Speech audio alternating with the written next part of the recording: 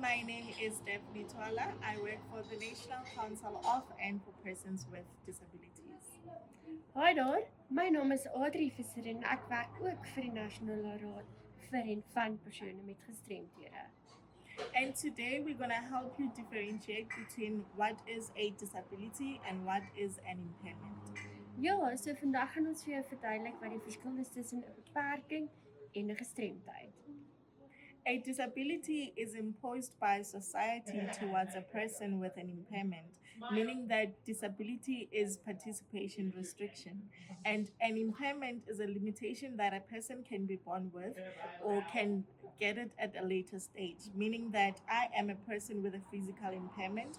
We have persons with psychosocial impairments, persons with visual impairments, etc. Om dit eenvoudig te stel, wat is die verskil tussen beperkings en gestremthede? Soos jy kan sien, het ek 'n fisiese beperking. Daar's ander persone met visuele beperkings, gehoorbeperkings, psigososiale beperkings en vele meer. Nou wat maak dit 'n gestremdheid?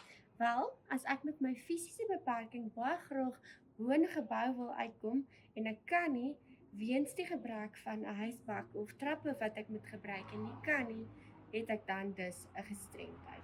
So dis hoe die omgewing of mense dalk jou lewe beïnvloed en dit direk 'n gestremdheid na vore bring. And if you would like to know more about the terminologies to use when speaking about or speaking to persons with disabilities, you can. Wel, gaan volg ons op ons webtuiste by www.ncpd.org.za.